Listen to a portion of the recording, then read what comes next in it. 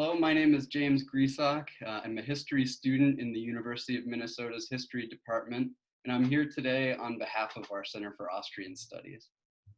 It's my pleasure to be joined today by Professor Charles Ingrao.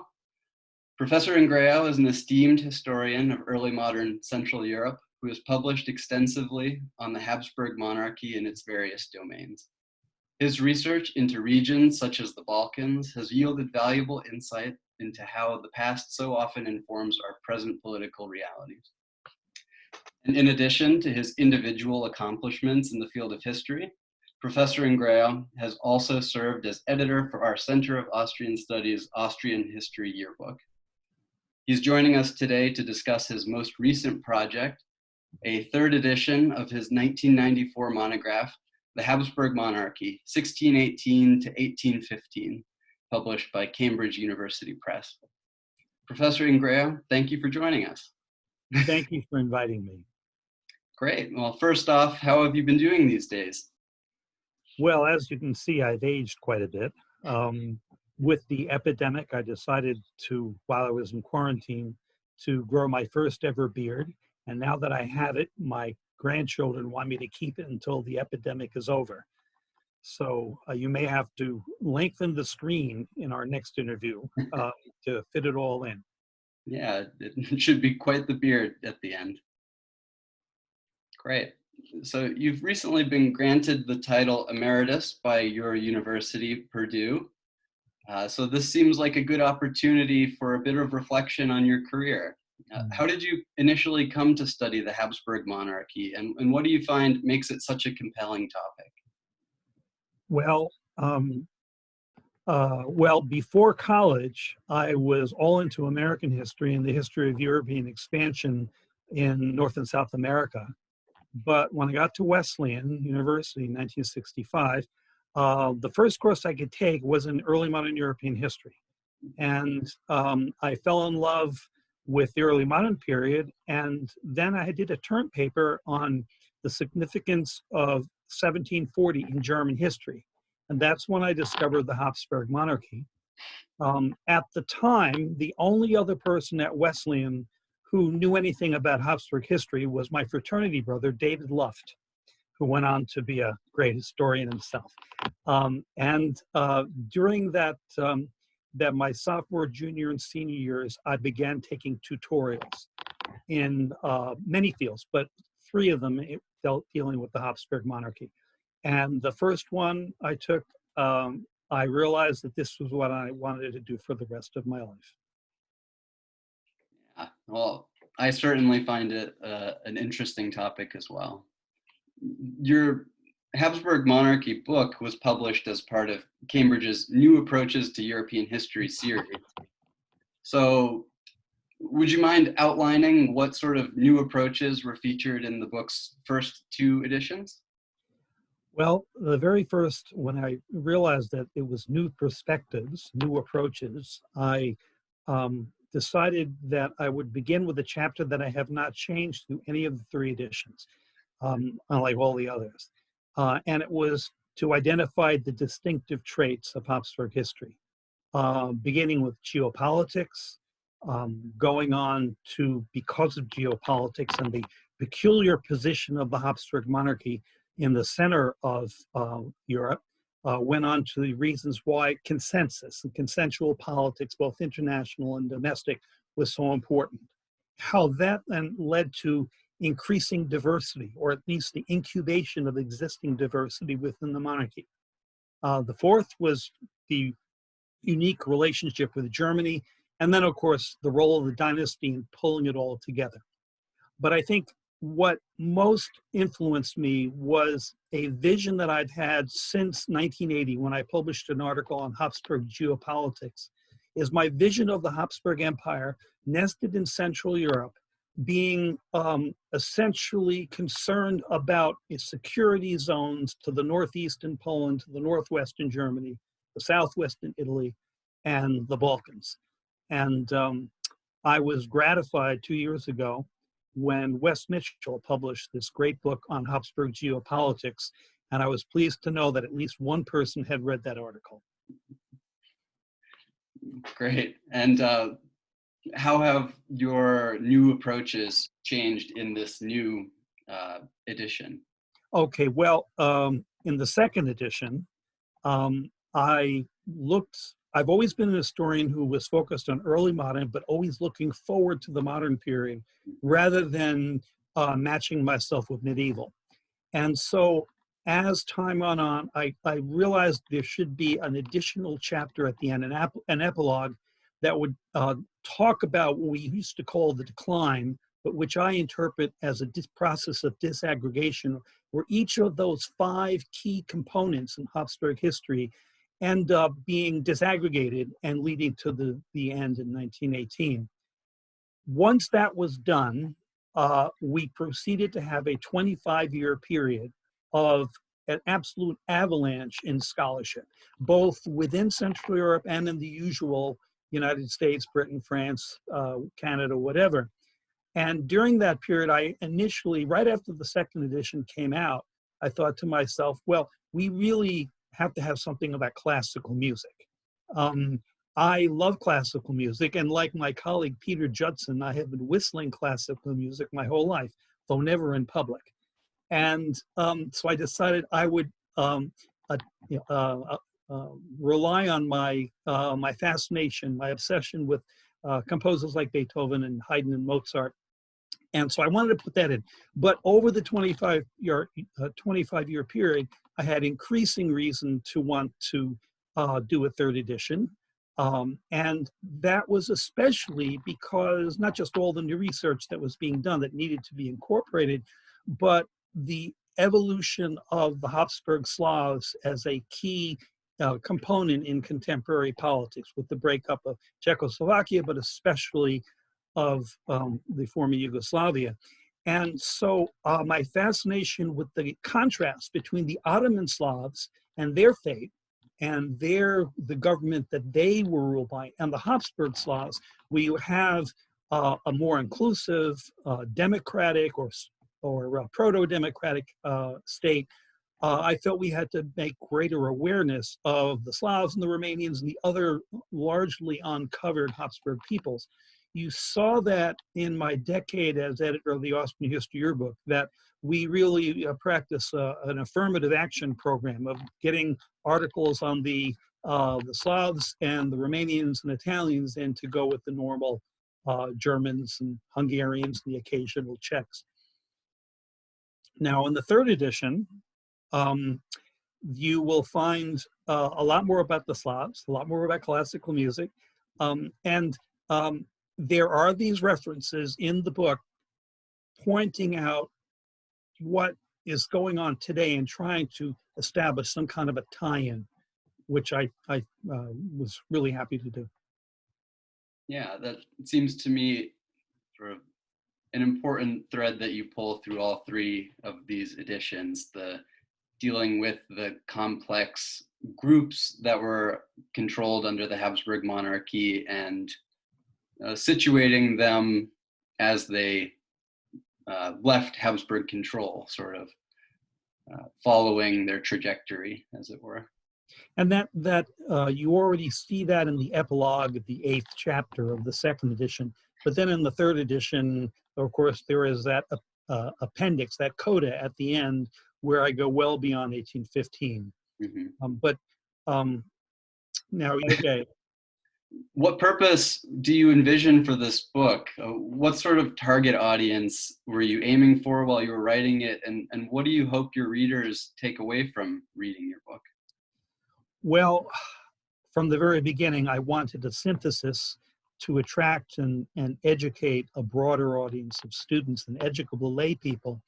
But I also wanted to, because I was at a later stage in my career already, I wanted to share insights that I thought would resonate among scholars.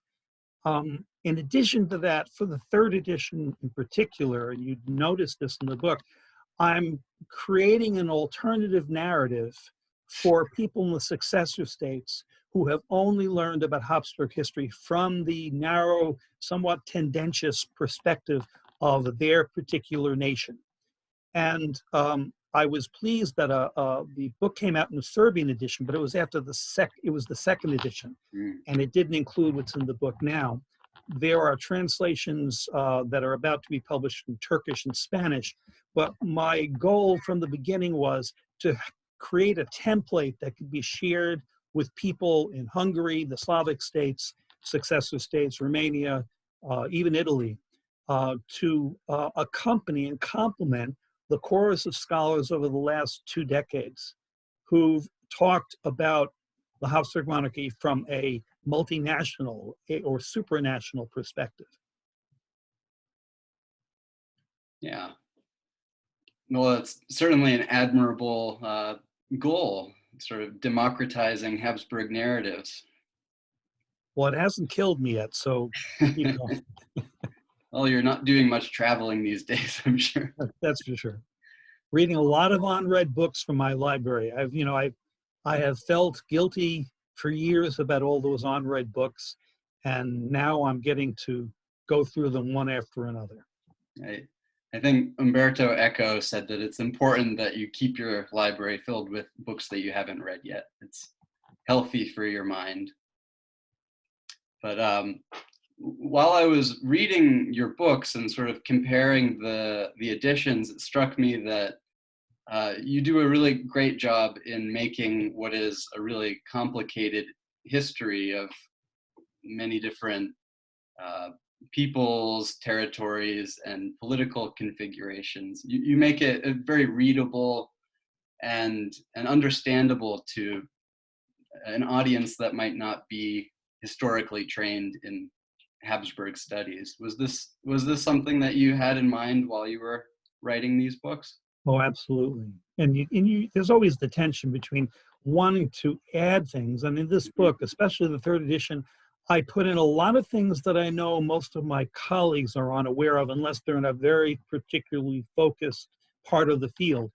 So I take a lot of pleasure in bringing out things that people will find interesting, and both students and scholars. Good.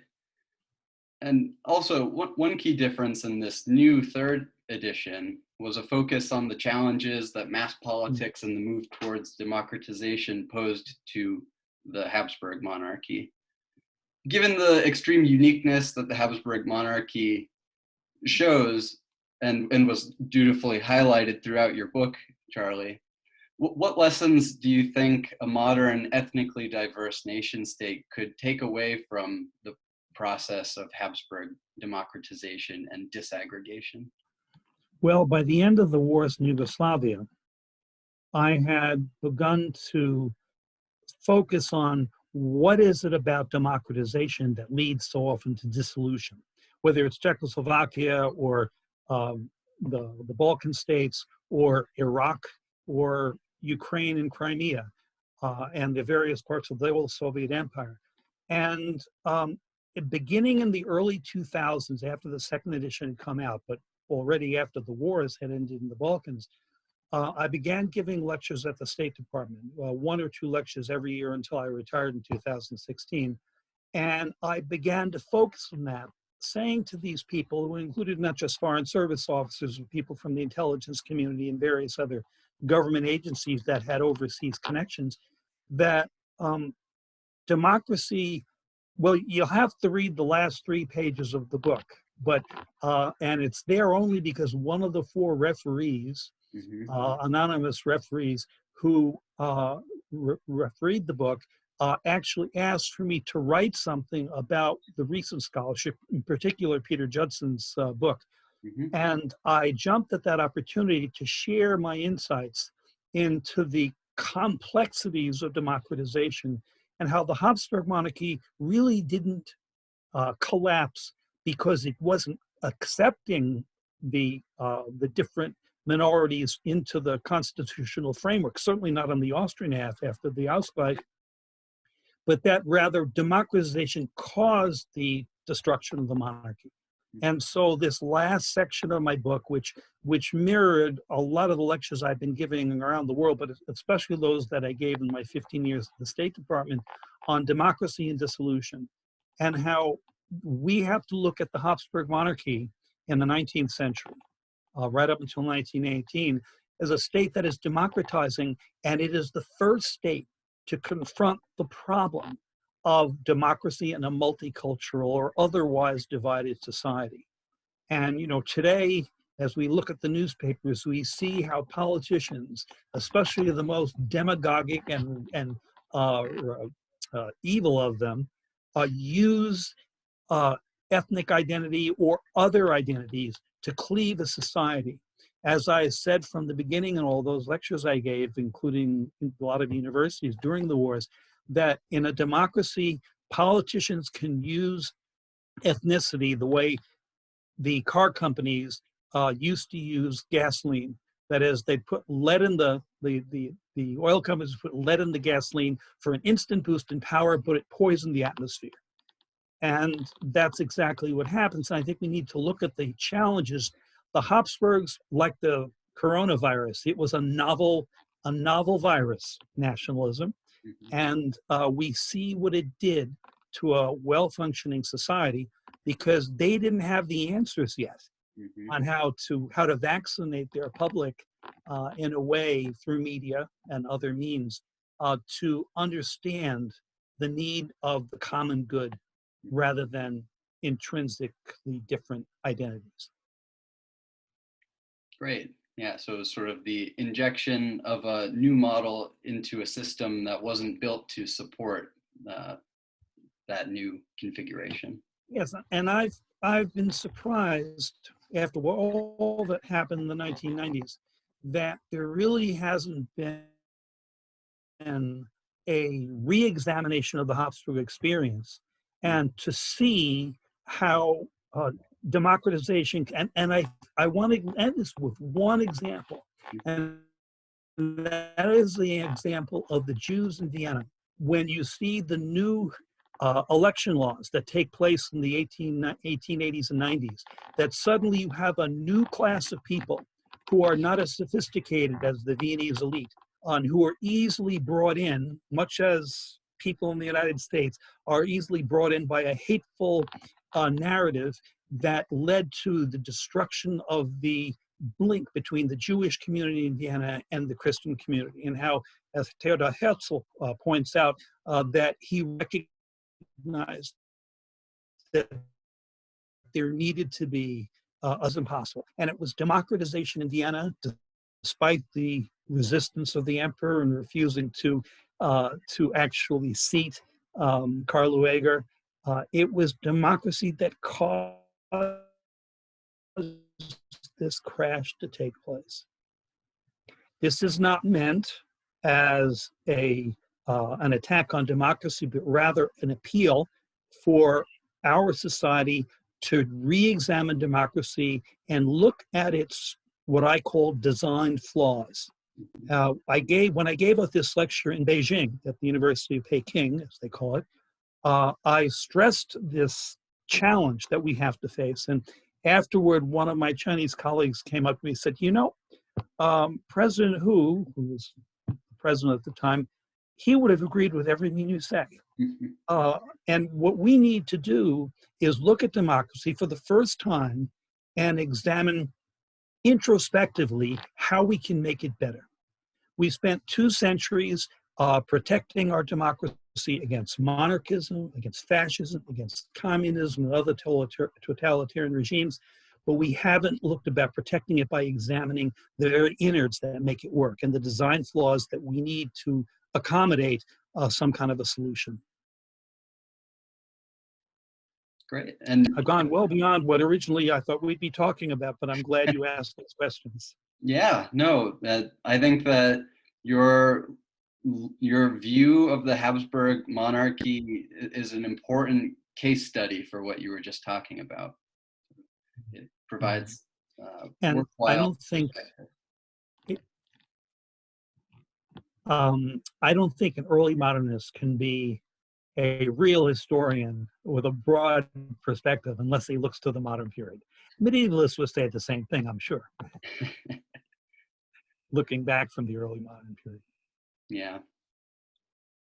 Well, this has been a far-ranging conversation. It's been very enjoyable. Do you have any upcoming projects that you would like to tell our audience?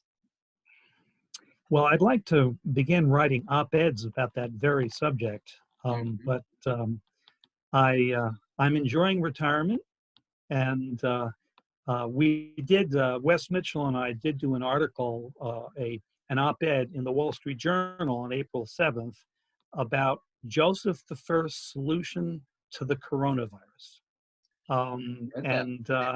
Yes, and that was mainly, he egged me on. I simply didn't have the ability to overcome the inertia of being retired and doing all this reading and Skyping with my grandchildren and playing tennis. Now that I can't play tennis, I don't have an excuse not to write some op-eds. Well, good. I'm glad. Doesn't mean I'll do it. Well, Charlie, thank you for joining us today. It's really been a pleasure. And I would encourage our audience to go out and purchase his latest edition of the Habsburg Monarchy. It's a great read on its own, but it's also a valuable introduction to the Habsburg Monarchy for anyone who is a novice or an advanced scholar on the topic. It is a good entry to a lot of different vantages of Habsburg studies. So thank you, James, for inviting me. Bye-bye. Bye.